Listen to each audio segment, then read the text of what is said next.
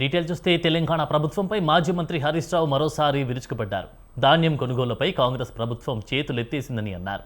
కొనుగోళ్లపై స్పష్టమైన హామీ ఎందుకు ఇవ్వడం లేదని ఆయన సర్కార్ను సూటిగా ప్రశ్నించారు. యూరియా ఇవ్వమని అడిగితే రైతులను వేధిస్తున్నారని హరీష్ రావు మండిపడ్డారు. మక్కలు, జొన్నలు వంటి పంటలను కేంద్రం కొనదన్న ఆయన రాహుల్ బర్త్డే నాడే రైతు డిక్లరేషన్ను బొందపెట్టారని ఆరోపించారు. సన్న వడ్లకు బోనస్ ఇస్తామని ప్రచారం చేసి తడిగుడ్డతో రైతుల గొంతు కోస్తున్నారంటూ ఘాటు విమర్శలు చేశారు హరీష్ రావు.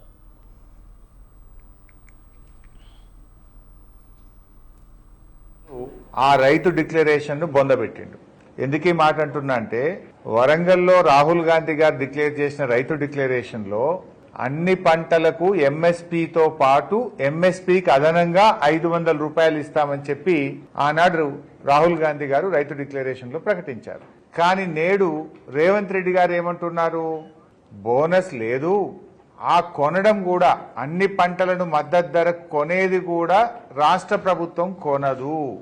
కేంద్రం ఏ పంట కొనమంటే గదే కొంటాం, ఎంత కొనమంటే గంతే కొంటాం. అంటే రైతు డిక్లరేషన్ ను రాహుల్ గాంధీ జన్మదిన సాక్షిగా రేవంత్ రెడ్డి గారు బొందపెట్టారు.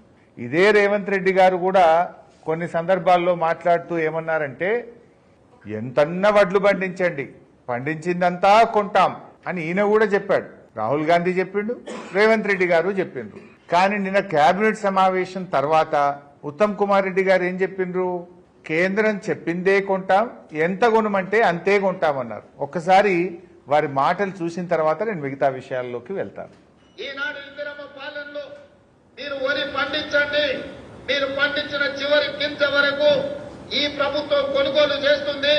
మీరు సన్న వడ్లు పండించండి, 500 రూపాయల బోనస్ ఇచ్చి మిమ్మల్ని ఆదుకుంటా మీకు గిట్టుబాటు ధరనే కాదు వ్యవసాయాన్ని లాభసాటిగా చేస్తామని చెప్పి ఈనాడు మన ప్రభుత్వం నిర్ణయం తీసుకున్నది.